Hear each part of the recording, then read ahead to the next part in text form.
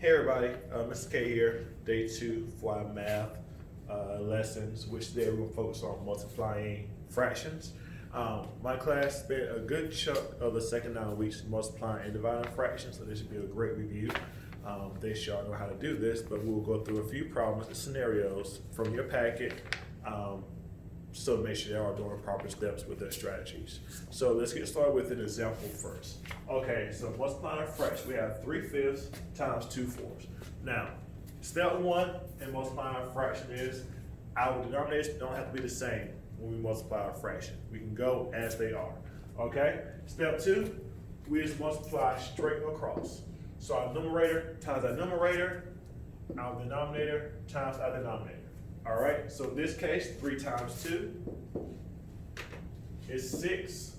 5 times 4 is 20. So now we got 6 over 20. Now, simplify or reduce based on what terminology you would like to use. When we simplify, the only thing we have to find is what common factor do 6 and 20 both share that we can divide both by and get a clean number, okay? So a factor is a number I can multiply to equal something else. So what are the factors for 6? Let's bring them to the side. We have 1 times 6, and then we have 2 times 3. All right, those are factors of 6. I can multiply 1 times 6 and 2 times 3 to equal 6. What are factors of 20?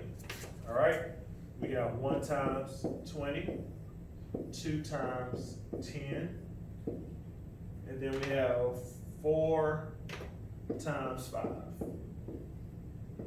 All right, those are our factors for 20.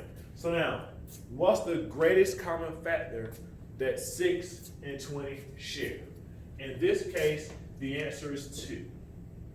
They both share a common factor of 2. That's the biggest one they share.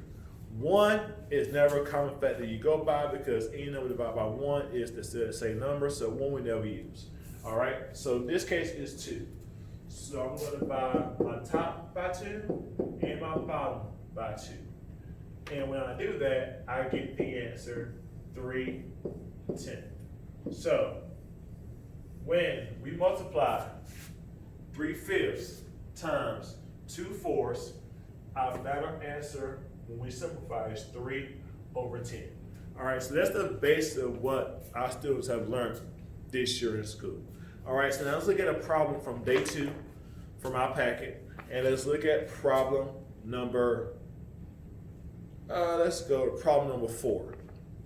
All right, it says each can on a shelf has a mass of 3/5 kilogram. What's the total mass of 9 of these cans? All right, so we got 9 cans, and each can weighs 3/5 kilograms. All right, we already know our strategy is multiplying because that's the topic of our lesson for today. So we're going to multiply. So now we have a whole number times a fraction. And this is what we do in school. So before we can multiply, we have to turn our whole number to a fraction as well. And this process is very complicated. Extremely complicated, so make sure we pay attention to what we're doing. The only thing that we do to turn this 9 into a fraction is we draw a line and place a 1 in it. See how complicated that was? All right, that's all we're doing to turn a 9 into a fraction. Doesn't change the value of the number, it just puts it in a fraction form. Because 9 over 1 is the same thing as saying 9 still. All right, so now we got 9 over 1 times 3/5. Now we multiply a fraction, like I said before, numerator times numerator, denominator times denominator. We multiply straight across. All right, so 9 times 3 gives us 27. 1 times 5 gives us 5. So now we have 27 over 5. All right, and this is known as an improper fraction.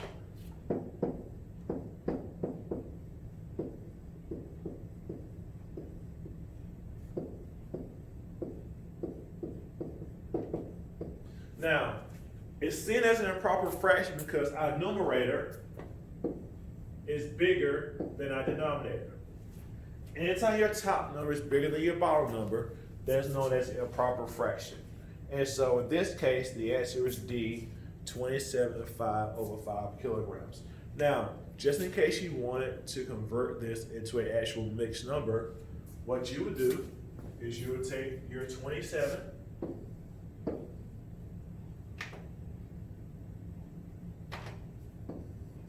over 5, and to convert an improper fraction into a mixed number, all you do is you divide your bottom into your top.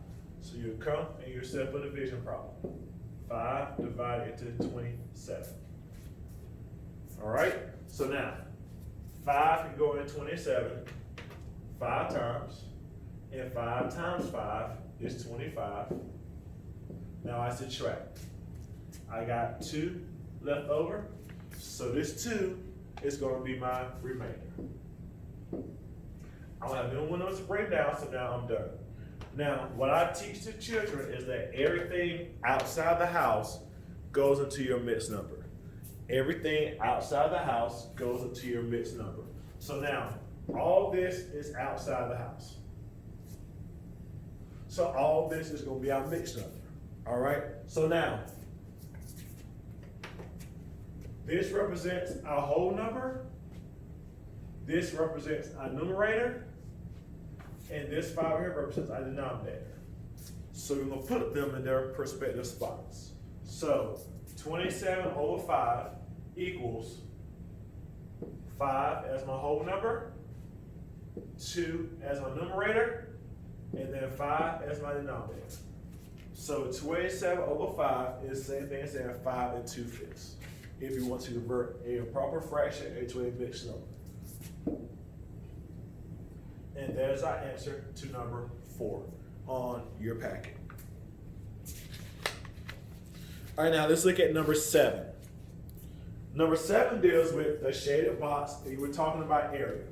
Now, anytime we have area, our formula is always length times width. Area was taught in 3rd grade, 3rd and 4th grade. This year, we mainly focus on volume, but area was part of that as well. All right, so it gives us our measurements. It says our length is 2/3, and our width is 5/6. All right, so just like before, we multiply across. Numerator times numerator, denominator times denominator. So 2 times 5 gives me 10. 3 times 6 gives me 18. Now, I gotta see if 10 and 18 have any common factors. So let's see. So what kind of multiply I get 10? I got 1 times 10, I got 2 times 5. All right, those are my factors for 10. If I wanna do 18, what gives me 18? 1 times 18, 2 times 9, then 3 times 6. All right, those are my factors for 18. So what factors, or what's the greatest common factor that 10 and 18 both share? In this case, it is 2 again. All right, so now I divide my top by 2 and my bottom by 2, and once I do that, I get 5/9. And the only factor that 5 and 9 both share is 1, therefore it's the simplest form, and there's your answer for number 7. So the area of the rectangle is 5/9. All right, I hope this helps you guys out in doing your strategies. As always, if you have any questions, please feel free to contact me. As always, stay safe, and thanks for all you do.